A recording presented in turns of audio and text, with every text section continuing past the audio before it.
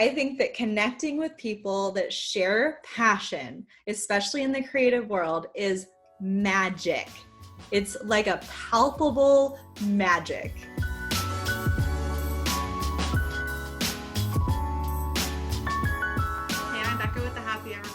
And this week I have Peggy Dean on the show for the second time, but for a very different topic. So this week, Peggy is walking us through a lesson on how to do urban sketching, which you will hear me talk about being my nemesis for years. And I think that this is an awesome introduction if you've never done it before, and it's an awesome exercise if you have been sketching for years. So I really hope you enjoy it as much as I did. Let's jump right in.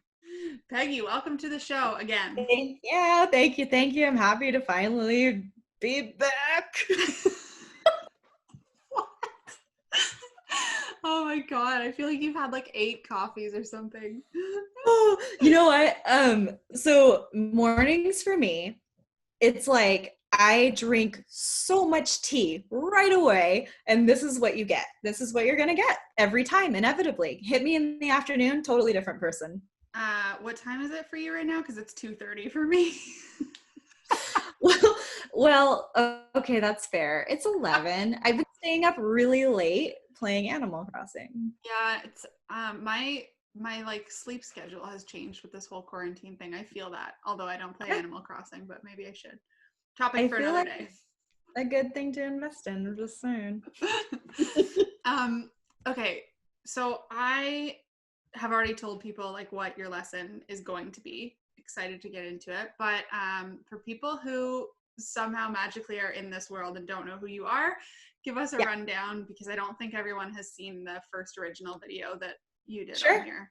Which you should watch, because it's just a fun exercise. Doesn't matter what you do, even if you're not a creative, it's just a fun thing to do. So do it. And it's a good precursor to warm up for this one. So I will link to it. People can go watch it. But, Perfect. Yes, so I'm Peggy Dean. I'm founder of the Pigeon Letters. I feel like those are the two primary things that people would know about me. I do a little bit of everything. I have a mind that wants to explore creativity, so I'm an educator, and we touch on drawing, lettering, painting, you name it. That's what I do in a nutshell. I have a horrible elevator pitch, and I'll always own that. But I have the same kind of passion that Becca has in education. I think that's the most important, is to make creative resources accessible to those who have a passion to create. I think that's a beautiful thing. I think that last sentence is like the elevator pitch that you should just save. Done. But it's true. What I know about you is that you are multifaceted. Like there's not like a box that you could be put in. And I know that you go through like waves. Like if you go to your Instagram one week, it's like lots of iPad stuff, and then the next week it's like lots of watercolor, and then the next week it's lots of lettering. It's all different kind of stuff, but it's all sort of in the same realm of like making art accessible for people, which I love. And obviously I'm passionate about that too, and that's why we've been brought together, And I love it. I think that connecting with people that share passion, especially in the creative world, is magic. It's like a palpable magic. I'm really excited personally for this urban sketching class, because I studied interior design in school, which when most people hear that, they picture interior decorating, like picking wall colors and whatever. It's not that. Anybody who is an interior designer knows that it's really annoying when decorators call themselves designers. Different profession altogether. And so interior design is a lot of drafting, floor plans, drawing, and drawing perspectives was a big part of school. I never took art in high school, not once. I was not into art in high school. I was into technical drawing. Like I did the, what's it called? Like design tech or something class. And I loved that. Floor plans and technical stuff was my jam. Drawing, not my jam. In fact, I don't know if I've ever admit this on camera, but I cheated on my portfolio to get into interior design because I couldn't draw. I had to get one of my friends who knew how to draw to help me draw, and she just did a bunch of drawings. That's amazing. Yeah. Yeah, I should probably like, I mean, it doesn't matter anymore. I graduated. They can't take Yeah. my degree away from me, but this is all not the story I was trying to tell. The story is that I was in interior design. We had to do a lot of drawing. We had drawing class, I think it was like twice a week or something. And I had a straight up breakdown in one of my drawing classes because I can't just sit down and look at a landscape and draw it. Like I can't. I can have a picture in front of me and I can like sort of copy it, but I could not for the life of me just sit down and have a piece of paper and look up at that building and draw it. And everyone around me was just like drawing on the page. And I had a breakdown. I couldn't do it. This was in the second year of university. So here's the deal. Every time that I sit down to draw, specifically draw what you see, urban sketching type of, buildings, anything, perspective stuff, every time I hate it. I hate my process. I want to throw it on the ground. I guarantee that's probably going to happen right now. But the thing that I like most about this style of sketching is that it's sketching with ink. I mean, like, throw away your pencils right now, because when you're able to embrace the imperfections of it, and it just adds so much character and energy and life to an illustration. And that's where I fell in love with it. Like, you can look at any urban sketcher and it is a very unique type of illustration style that draws you in, and it demands your attention because there's energy and there's life and it's raw, and it's a form of expression, I think. And so if you can stick to it and move past all the incorrect perspectives, or let's say you draw a line wrong, accept that line is there and draw another one the correct way, because that can overlap. It's all going to overlap and it's all going to create a scene organically. And that's the cool part about it.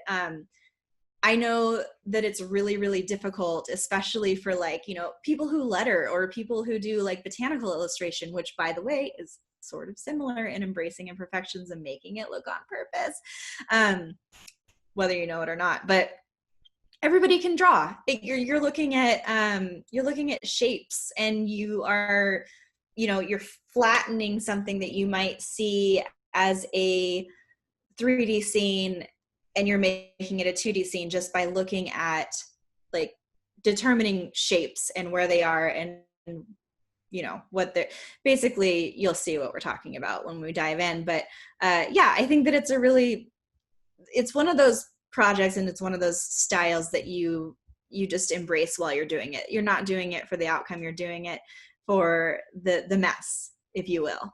I know some really awesome sketchers who start with pencil, or they learned and started with pencil, and it looked beautiful. But one of the people had attended one of my in-person workshops, and I saw the pencil and I was like, no, you put that away. And they were really scared to do it. And it turned out like super awesome, and they surprised themselves. And so I think that you should just go with it. And maybe you might not love your first one. I didn't love my first one, but I'll tell you what, looking back on it, it just was a different style than where I developed, like what I developed into. And we don't have to worry about painting. We're just going to start with ink, and then you can go with it later. I can straight up remember that my roommate in university, who was also in the same program as me, she was very much like a loose sketcher, and she would just go straight on with ink, and she would just she wouldn't just draw one straight line. She would draw like a straight line and then a bunch more straight lines, but they were all sort of off. She never used a ruler. She would like you said, like draw things in shapes and then just kind of add layers to it and whatever. Whereas I'd be beside her sketching the exact same building, and mine would be like, I'd have a ruler out, I would draw a straight line in pencil this way, move my ruler, draw a straight line. And mine is like technically more correct because it's following the right horizon line and it's going the right, whatever. And hers looked a million times more interesting, and your eye would be naturally drawn to hers. And I remember saying to her all the time, like, how do you do that? And she's just like, Becca, it's not like rocket science. It's not technically correct. Like mine's not actually very good, but it conveys the message and it conveys the energy, like you said.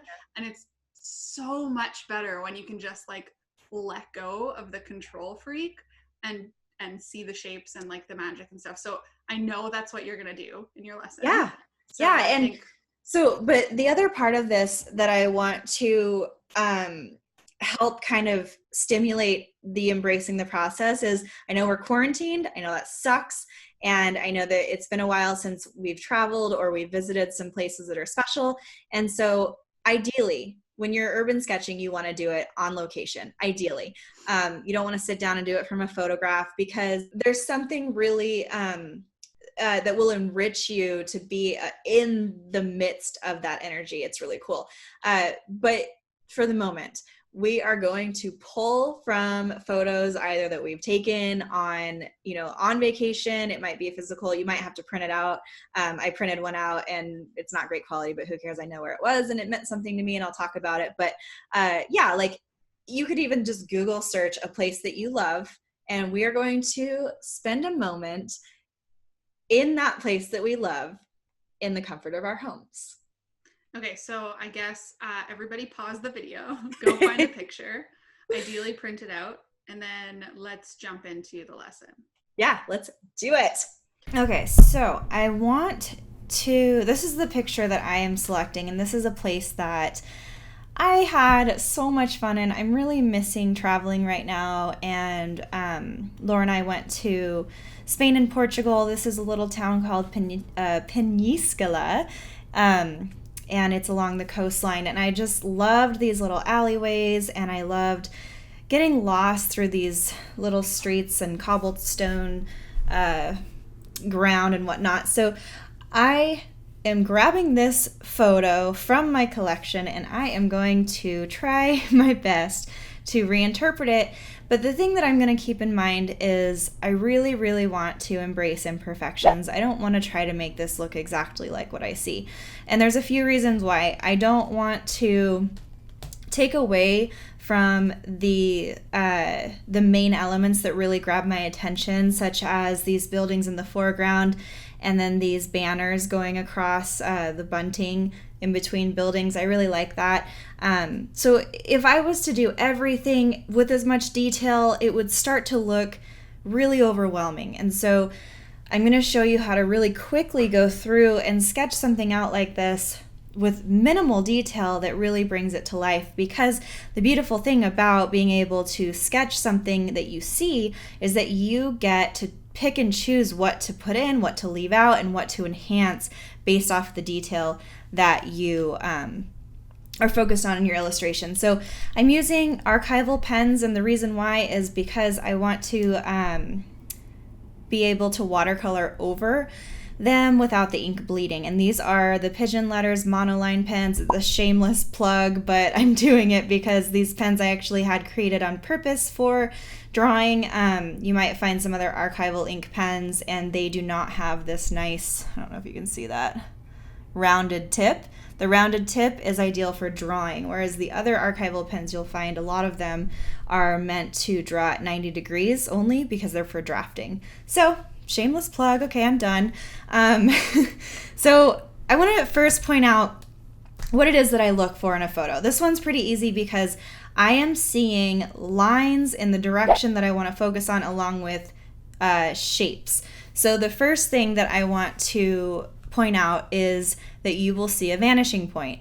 And what that means is the angle, this is easy because it's got it on the building for me. So I can see that it's going this way, right? And if I kept going, it would be like this.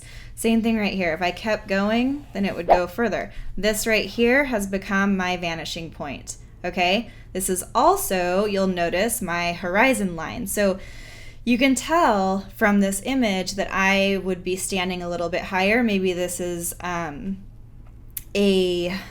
these are either steps or it's some sort of hill. And so you can see that my vanishing point, or excuse me, my horizon line, my eye level, is actually at the top of these buildings. So that means that rather than drawing from the ground up, I'm actually drawing from the buildings, from this awning here, and then, in and down right here. And then you'll see that this has its own vanishing point and own vanishing point going down to right here. So if you can keep that in mind, everything will fall into play. Now the next step of this that I like to do, I'm totally gonna ruin this image by showing you guys this, but I want you to be able to break it down the way that I'm going to. So the other part of it that I really pay attention to are shapes. So I find something that's kind of like an average size. So let's say I want to focus on, what's a good shape here? I'll focus on like this door here. So I can see, yes, it's slanted, it's going toward my horizon line, but right now I'm just going to see that it's like a square shape, right? So now you would do this in person, but you would also do it on a photograph. And in person, you could hold your pen out, like if your arm is all the way straight, and then eyeball, close one eye and eyeball, and see how tall something is according to what you're holding. Or you could do it directly onto the image that you're using. So I can see that that's about this much length. So as I'm drawing over here, then I can say, like, let's say I already drew this door, which I'm going to get to. Then if I want to draw something over in this area, I can say, okay, well, my door is this big, and so I'm going to do, this looks like it's about half. Like if I eyeballed it, I would have thought that was bigger. So when I draw that detail, I know it's about half the size of what I just drew, if that makes any sense. So that's just a little trick. Otherwise, I'm looking at, shapes. I see that this is a cylinder, and then I see that it goes straight down, and then it's a cylinder right here. I see that these are squares, okay, inside of this rectangle. I see that here's another rectangle. I see that here's a slant, and then, these are things that I'm looking at. And basically, I can start out by drawing this overall shape. Okay, so I'm going to see if I can see through all this marker that I just put on here. But so since the door was the first thing that I noticed, I'm just going to kind of eyeball and see where my frame is. So if it looks like I'm about a third of the way up. So if you cut this into thirds, my eye level is about a third of the way up. So I'm going to know that. And then my eye level is also, that's where this door kind of starts. So I'm going to start it like this. And it's okay if it's not perfectly angled, because, and then you'll see, let's see, it's probably going to go here, which looks a little bit weird, I know, but it'll all make sense when it's all going to that direction. So it might not be as angled here as here, but you can see that that's just following that horizon line. Okay, so you can see that I did this real choppy and weird, and that's okay because that's the way that I sketch. Like some people like to do nice straight lines. I go over mine a few times. I like them kind of wobbly. I'm using an 05. That's another thing to keep in mind as you are sketching, because you might notice that you like your lines nice and bold, or you like them nice and thin. So that's all going to make a difference too. So above that, I see this balcony. I see that it's kind of a square shape. It's in line right here-ish with that door. So I'm going to put that in. And it might be a little bit bigger. It might be a little bit wonkier, but you'll see this start to come together. Okay, so I'm going to draw these little bars, and I would hold off on a lot of detail until, I'm going to emphasize this part, until it comes time to really get into it. But this is just my process of working, and so I'm going to show you how that is going. So you can see the door here. I have included that inner door frame, but you can see I've done it really, really sloppily. That's okay. And then I'm going to do that window next to it, and I see that it goes out to about halfway to that balcony, and then I can do like the inside of it like this. I did this wider than it should be. I'm not worried about it, but I'm noticing it, So as you notice things like this, you'll get better and better. It's just a matter of sticking with it and seeing where you can take it. So I'm going to do another door. You can see that it's along the same horizon line right here. Okay. And then you can do some shadows. And the way I do shadows is I like to just do some hatching. Okay. The hatching is creating that depth. And the closer together it is, the more depth you have. If you overlap it, you'll see it gets even darker, and that creates that shadow. So you can do that anywhere that you want to. One of the things that I really want to keep you to keep in mind though is that as you're creating all this extra depth, you might want to wait until you get your base illustration down, because if you do it ahead of time, then you might put too much concentration in one spot. So something to think about. Okay, so I can see that I have another balcony up here.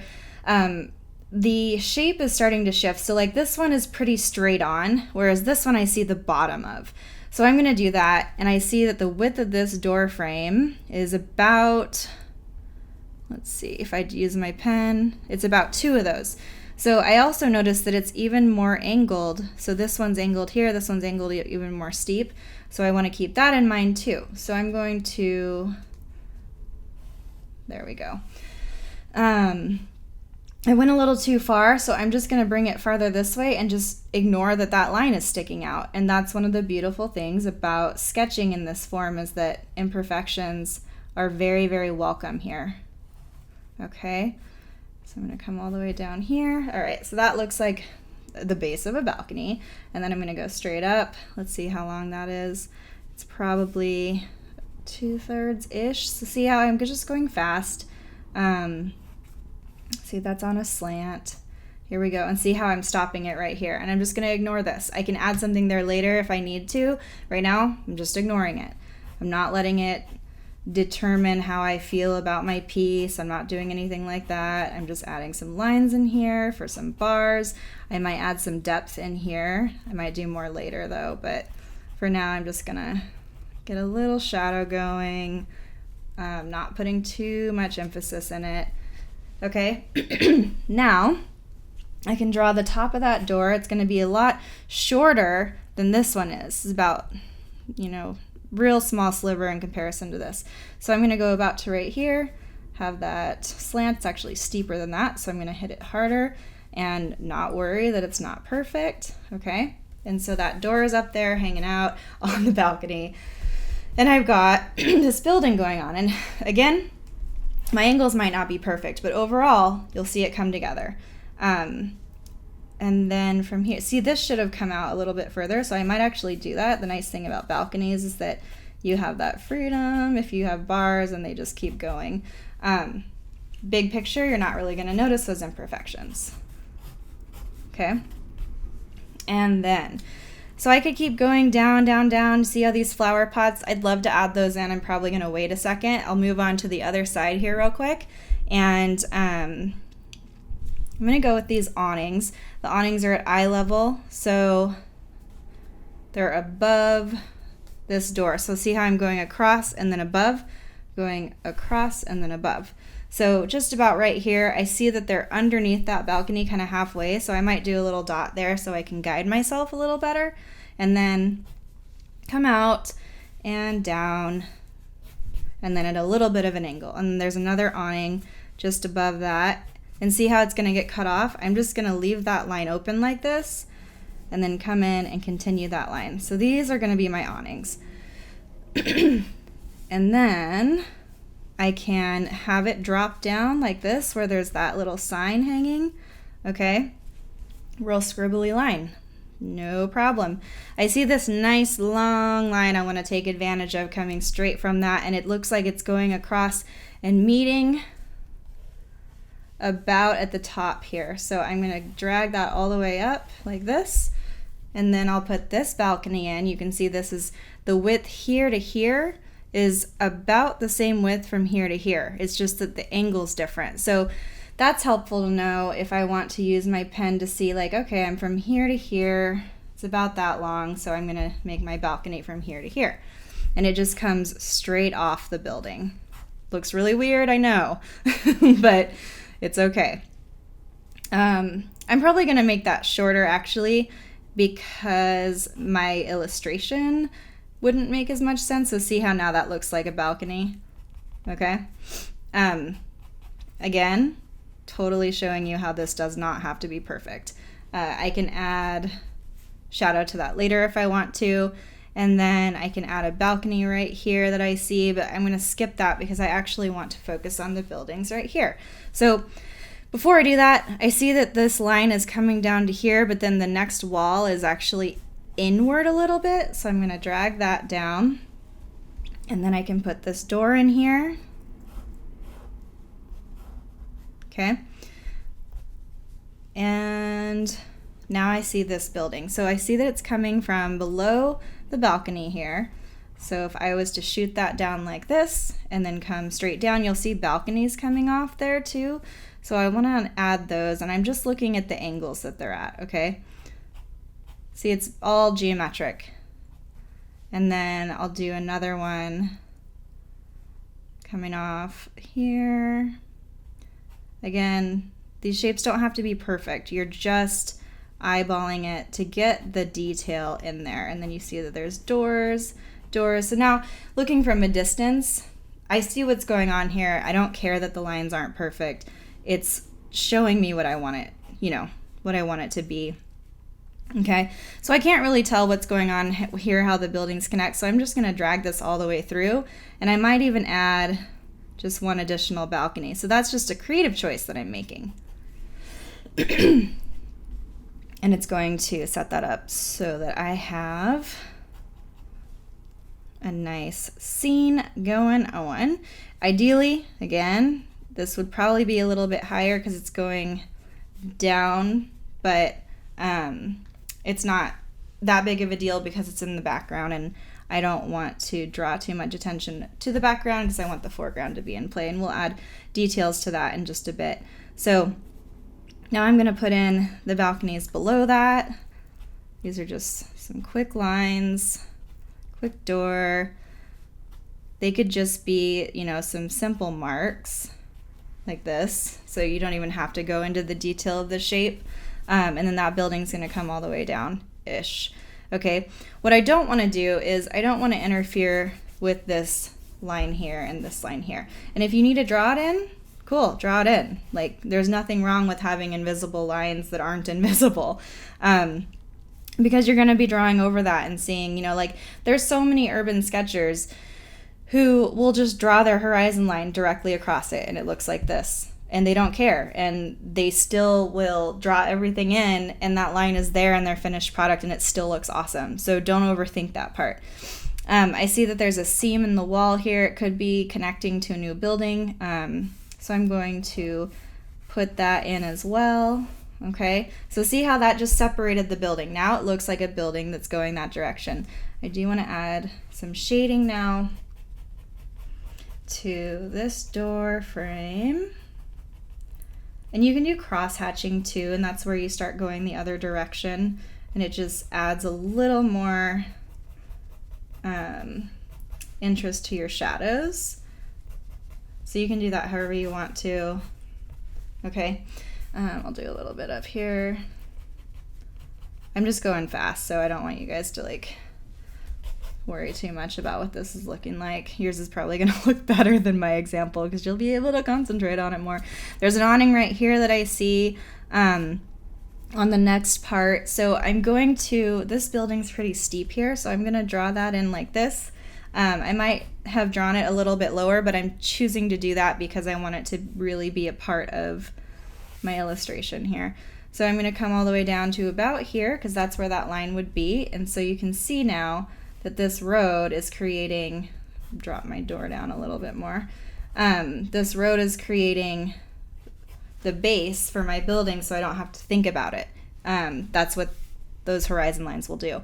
So this one looks like it's just featuring some windows. So here's where we get to really take advantage of these steep angles. So if you can think about, okay, from here to here, this should actually be steeper. How would that angle be? Probably like this, right? So those are the windows. Okay, that's a little too steep, but that's going to be your window, okay? And then from here to here, it's not as steep. So draw that in as it should be. From here to here, it's evening out a little bit. And then down here, it's a little more straight. See how that's creating that depth? So that's what you're going to do there. I'm just adding like a indent to where the window would be. You don't have to do that. For me, it just gives it enough to where I don't have to do any more to it. So then that awning comes into play. I'm actually going to drop this even more. The awning comes into play, and I can do that at an angle, drop it down, and back up. I guess this wouldn't be as, there we go. So see, I know I'm a broken record right now, but you don't have to put that much thought into these shapes. As long as you're putting them where they should be and mind that horizon line. Even if you mess it up, just go back over it again. It's no big deal, because you're going to eventually get to where you want to go with it. So now that I have that in, I'm going to hit this rectangle, the shape that I showed you here, and it looks like I'm dropping to about where the balcony is. So I'm going to come out here, and I'm going to make this pretty skinny, and then come straight down. And then I have this balcony that's facing toward me, and then a double door. So I want these to be kind of prominent. So I've decided that even though they're not cut off here, just because of the way that I've laid out my building, I'm going to have it cut off. See what I mean by that? So the door, it would be like right here. So that is showing that it's continuing on. Okay. Doing that again. Okay.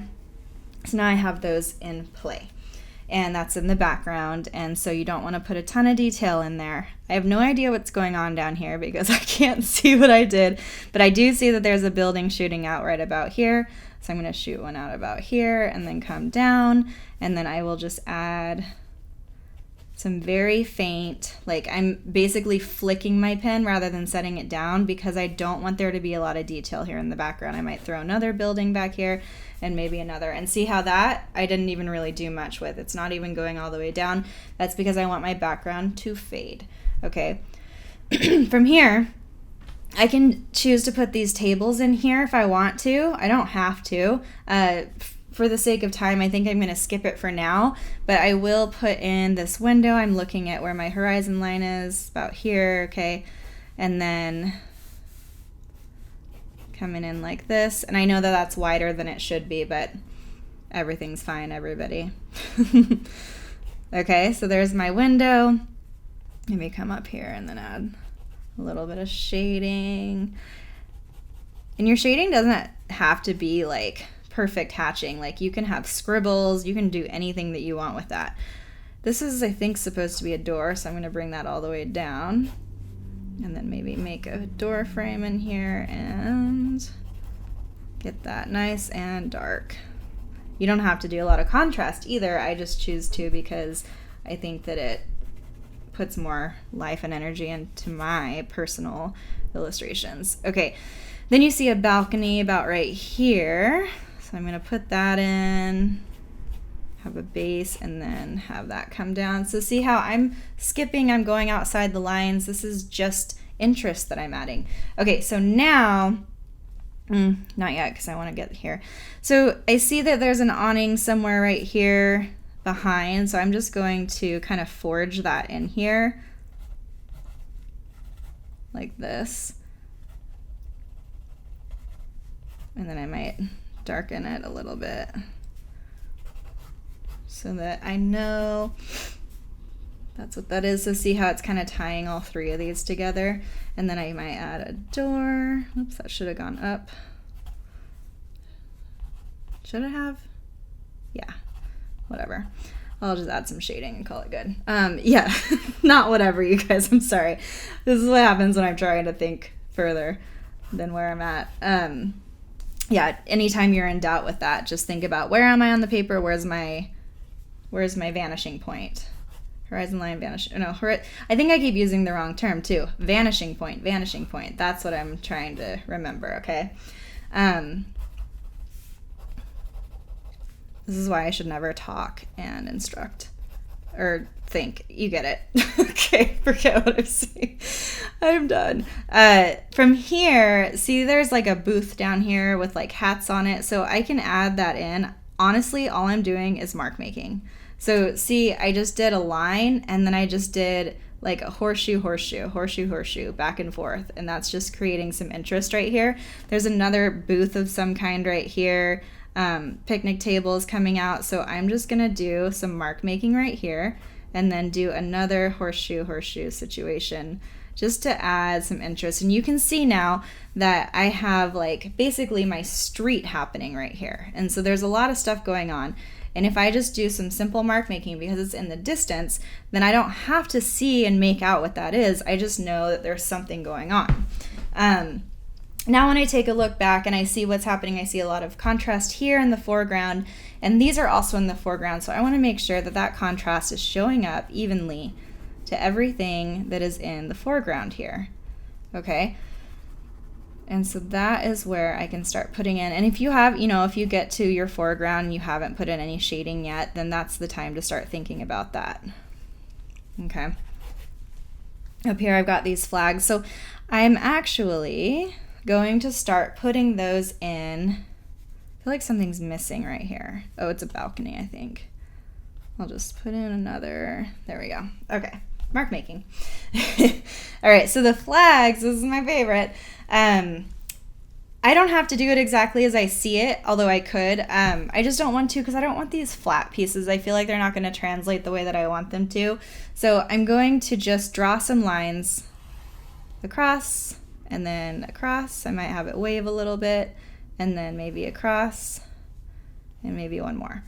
Okay, so that's showing me like the way that it's going skinnier and then fatter or longer. Not skinnier, shorter line, longer. That's showing me that it's going downward. So it's moving with the street, as you can see. And then I'm going to draw the bunting. So I can do them. I don't have to do them all perfectly like this. Like, you can see that they're flying. So I might do some that are shorter. I might do some that are moving like this. Some that are longer. And it's okay that it's overlapping because that's part of the interest of doing these as sketches. You can overlap them if you want to make them darker. You can also color them in. Okay, which is what I would do. And keep in mind too, though, like you can do such minimal line work if you go back in and color this in with watercolor later, because your watercolor will show all the depth for you depending on how you put it in. And you would treat that the same way that you would mark making. So if you have like an area that you want to add depth to, you would just add a little more pigment to that area with watercolor. One of my favorite urban sketchers is James Richards, and he puts a lot of contrast in with black, and I just love the way that it looks. And it's not for everyone. Might not be your style at all, but I'm really, really drawn to it. I want to point out that as I'm getting quote further away, which is down further on these buildings, I'm making these a lot smaller, and that's to show that they're getting further away. And then I might start making it a little bit lighter on this last one because it's kind of fading in the distance. Okay, so there we go. I've got these flags. I've got my scene. I know it looks a little bit strange. Real quick, I'll show you. If I wanted to add like kind of that cobblestone idea, I have these stones that are closer to me, so they're longer. As they get further away, they get shorter in width and skinnier, okay? And eventually they just become marks. So you can do that denser, but I always recommend just doing it a little bit because you'd be surprised. A little bit just goes a long, long way. And then I might also make it so that my horizon line is more wiggly. And that's just creating more character and movement. So quick crash course on sketching your favorite place. And I want you guys to do this because It's so, so fun. I'm going to show you real quickly some other examples that I have done as I've been traveling. So this is just a scene that's like flat scene against, it's building and whatnot. So it doesn't have that vanishing point. Something Laura drew. These are some flat houses. But here's Rothenburg. So this is really fun because it's got these German homes. It's got this cobblestone road that kind of goes under this little tunnel in this building here. So that can be a lot of fun. You can also see that I started on it and then I decided to go another route, which this one would still be salvageable. I think that I mostly just wanted more room. Here's another example of a city on top of a hill, and then this one is kind of like a little cafe. It's unfinished, but I like the way that it went. Or like unfinished according to what I normally would do, but see how I started doing these roofs and then I thought, you know what? I don't need to do the rest of it. I've got what I want here. So you really need to understand like when it's okay to stop. In this case, I've got some power lines and then you can see my vanishing point is actually going to the left. But as long as I had that in, I knew that. So these are just examples, and I encourage you to play around with it. Again, what Laura drew, don't look. She's real funny. Okay, so that's your quick course. Grab a photo that you love and go to town because this is going to be a lot of fun. Okay, thanks. I wish that somebody had just taught it that way when I was in school. You're like, okay, let's not even really care. Let's just jump in this random space, random spot, pick a spot, let's go with it. I just feel like when I was in school, we never just jumped in like that. It was like we would have a couple lessons where they would teach us all the fundamentals and the technically right way to do it. And then because I knew I was being graded on it, I couldn't just go sit at location and draw and ignore all of those things and do it freely because I was like, oh, that's actually technically wrong. I'll probably get a mark off because of that, blah, blah, blah. And like it just made me clam up. Whereas doing it this way is just like you said, at the beginning in the comfort of your own home where you can just, take it easy and experiment with it and have fun with it. So I have a feeling that people probably got a lot out of that.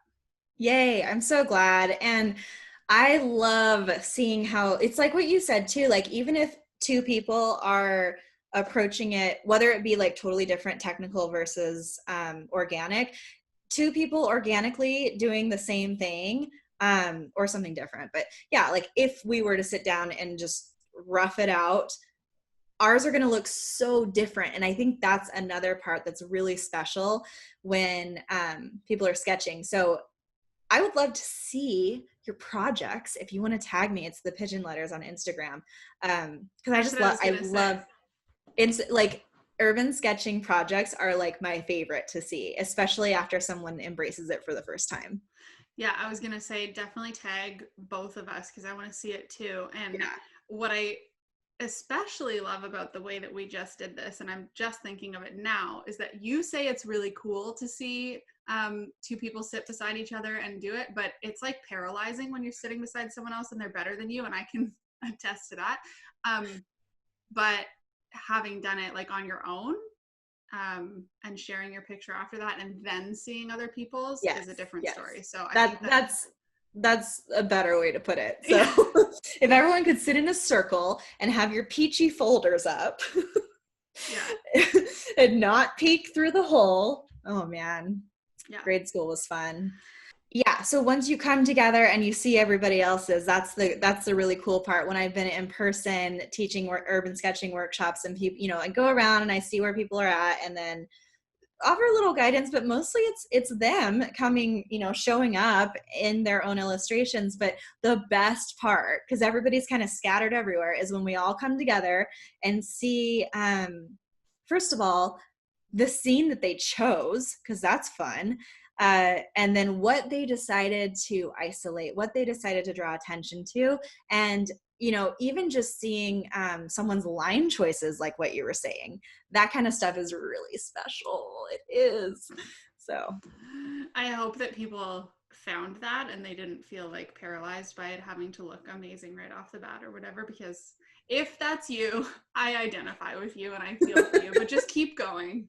Because when I was in university, like you said, we look at each other's after, and that is terrifying for people. But I got past that because at the end of every one of these drawing sessions, we all had to put them up on the wall and look at each other's, and like, it's kind of like standing naked in front of your peers, you know, but it makes you better. It does. Time. So just keep doing it. Yes, please keep doing it. The first time I sat down and did a sketch, I ended up doing like 3 in a row, and they all looked very different. So yeah, stick to it. Just do it for fun. Just do it for fun. You never know where it'll take you. So if people want to tag you in their creations or send it to you in a DM so it's not public, or learn more from you, all those good things, where can they find you? Give us all that. I'm just gonna say it. DMs, I can't read them anymore. So I wish that I could. It's a time thing. I'm so sorry. But yes, if you tag, quick fun note, if you tag somebody in an actual photo and not in the caption, that's better because it's way more findable. Notifications get crazy, but yes, please do. It's The Pigeon Letters. And then finding me is thepigeonletters.com, and literally anything that you might want to know, that site will guide you there. So yes. Cool. Well, thank you so much, Peggy, for coming on again. And because you dabble in so many things, I'm sure this will not be the last time that you're on the show. I'm always excited to. Thank you for having me. I always have so much fun. So start brainstorming for the next lesson, please. Okay. Done. Thank you so much. Bye. Bye.